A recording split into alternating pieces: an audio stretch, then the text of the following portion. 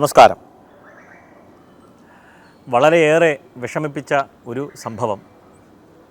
School സംസ്ഥാന കലോത്സവത്തിന് പോയിരുന്നു.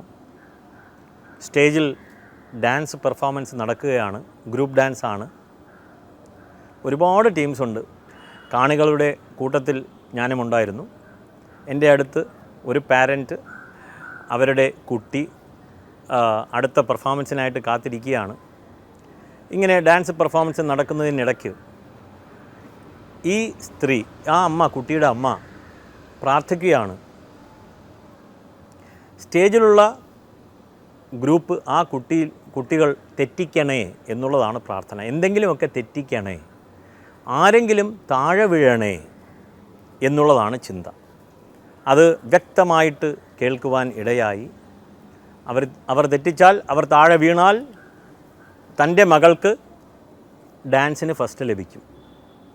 എന്താ പറയണം എന്നെനിക്കറിയില്ല. ഈ കുട്ടി കണ്ടുകൊണ്ടിരിക്കുകയാണ്. കുട്ടിക്ക് 12-13 വയസ്സ് പ്രായം. ആ കുട്ടി തൻ്റെ അമ്മ ഇങ്ങനെ പ്രാർത്ഥിക്കുന്നത് കണ്ട് തൻ്റെ മനസ്സിൽ, ആ കുട്ടിയുടെ മനസ്സിൽ എന്താണ് വളരുക? സ്വാർത്ഥത. നീ കഴിഞ്ഞിട്ട് മതി ബാക്കിയുള്ളവൻ എന്നുള്ള ഒരു ചിന്തയെ ആ ഒരു ഒറ്റ നിമിഷം കൊണ്ട് പഠിപ്പിക്കാതെ പഠിപ്പിച്ചു ആ കുട്ടിയെ. അപ്പോൾ എവിടെ തുടങ്ങുന്നു എന്നുള്ളതാണ്.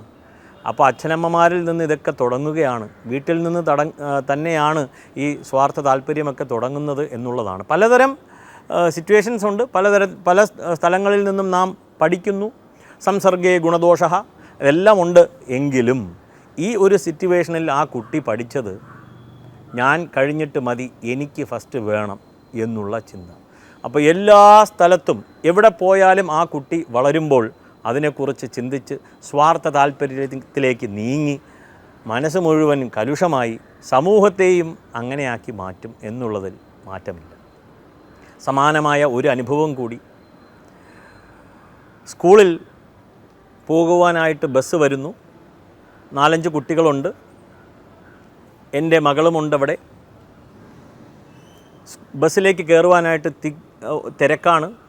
ഒരമ്മ തൻ്റെ 5ാം ക്ലാസ്സോ 6ാം ക്ലാസ്സോ പഠിക്കുന്ന കുട്ടിയെ, ആൺകുട്ടിയെ തള്ളിക്കയറ്റുകയാണ്. പെട്ടെന്ന് കയറിയാലേ സീറ്റ് കിട്ടുകയുള്ളൂ.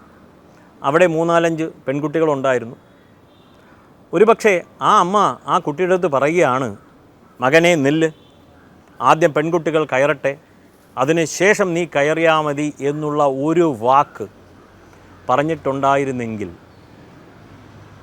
അങ്ങനെ ഒരു ചിന്ത, സ്ത്രീകളെ എങ്ങനെ മാനിക്കണം എന്നുള്ളൊരു ചിന്ത ആ കുട്ടിയുടെ മനസ്സിൽ വളർത്തുവാൻ സാധിക്കും. അവിടെയും ആ അമ്മ എന്താണ്, തൻ്റെ കുട്ടി ഇരിക്കണം, ആര് വന്നാലും ആരിരുന്നാലും ആര് ചത്താലും വേണ്ടൂല എന്നുള്ള ഒരു തോന്നലിന് അറിയാതെ തൻ്റെ മകന് പറഞ്ഞു കൊടുത്തു.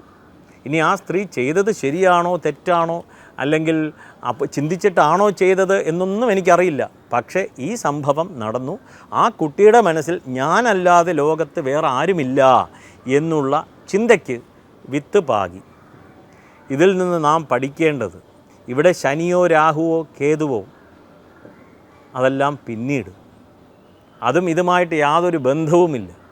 സമൂഹത്തിൽ നാം വളരുന്ന ജീവിത രീതി, കുടുംബത്തിൽ അമ്മ അച്ഛൻ എങ്ങനെ പഠിപ്പിക്കുന്നു എന്നുള്ളത് ഒരു സുപ്രധാന പങ്ക് വഹിക്കുകയാണ്. ഇന്ന് നാം എല്ലാം അത്യധികം സ്വാർത്ഥ താല്പര്യത്തോടു കൂടി പൊയ്ക്കൊണ്ടിരിക്കുകയാണ്. സ്വാർത്ഥത വേണം, തീർച്ചയായിട്ടും വേണ്ട എന്നുള്ള അർത്ഥത്തിലല്ല. പക്ഷേ മത്സരത്തിൽ മറ്റുള്ളവൻ കാലൊടിഞ്ഞ് വീഴട്ടെ എന്നുള്ള പ്രാർത്ഥനയോടുകൂടി അത്രയധികം കഠിനമായിട്ടുള്ള സ്വാർത്ഥ ചിന്ത ശരിയാണോ ഇല്ലയോ എന്ന് ഏവരും ചിന്തിക്കുക. ഇങ്ങനെയൊക്കെ നാം ജീവിച്ചിട്ട് രാവിലെ ശിവൻ്റെ അമ്പലത്തിൽ പോവുകയാണ്, ഇല്ലെങ്കിൽ പള്ളിയിൽ പോവുകയാണ്, ഇല്ലെങ്കിൽ പ്രാർത്ഥനാലയങ്ങളിൽ പോവുകയാണ്. ദൈവമേ എനിക്ക് ഇന്നത് നടക്കണേ, നല്ലത് വരണേ എന്ന് പ്രാർത്ഥിക്കുന്നു. അതിനുശേഷം നമ്മളെപ്പോലെയുള്ള ഏതെങ്കിലും ജ്യോതിഷിയുടെ അടുത്ത് വന്ന് ഞാൻ ജീവിതത്തിൽ നല്ലത് മാത്രമേ ചെയ്തിട്ടുള്ളൂ, എനിക്കെന്തുകൊണ്ട് ഈ ദുരനുഭവം, എന്താണ് ജ്യോത്സ്യരെ എന്ന് ചോദിച്ചു കഴിഞ്ഞാൽ ശേഷം ചിന്തനീയം. നമസ്കാരം.